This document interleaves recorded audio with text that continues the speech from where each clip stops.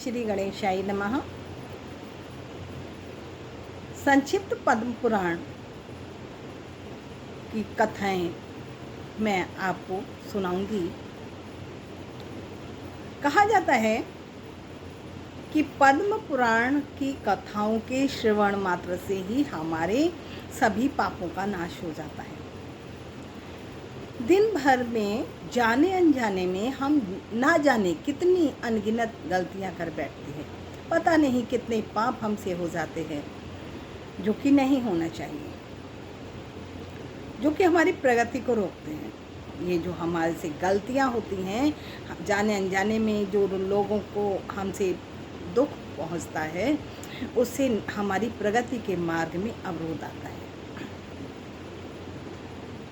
तो मैं प्रयास करूंगी कि ये कथा के श्रवण से मेरे और आपके पापों का नाश हो और ईश्वर की कृपा दृष्टि मुझ पर, मेरे परिवार पर और आप सब पर बनी।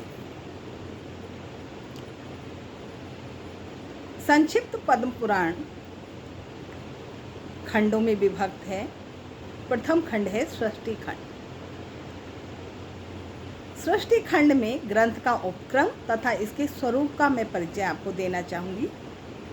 आप ध्यान से उसको सुनिए और उस कथा का आनंद लीजिए। श्री व्यास जी के शिष्य परम बुद्धिमान लोमहर्षण जी ने एकांत में बैठे हुए अपने पुत्र उग्रश्रवा से कहा, बेटा, तुम ऋषियों के आश्रमों पर जाओ और उनके पूछने पर संपूर्ण धर्मों का वर्णन करो।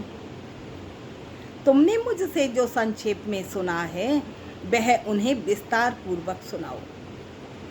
मैंने महर्षि वेदव्यास के मुख से समस्त प्राणों का ज्ञान प्राप्त किया है और वह सब तुम्हें बता दिया है। अतः अब मुनियों के समक्ष तुम उसका विस्तार के साथ वर्णन करो। किसने कहा? ये व्यास जी ने के जो शिष्य थे परम बुद्धिमान लोमहर्षण जी, उन्होंने अपने पुत्र उग्रश्रवा नामक सूत जी से कहा।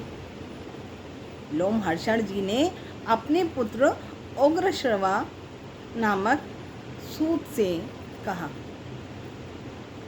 क्या कहा? कि ब्रह्मा जी के मुख से मैंने जिन भी कथाओं का वर्णन सुना है वह मैंने सब तुम्हें सुना दिया। अब उन कथाओं का वर्णन तुम ऋषि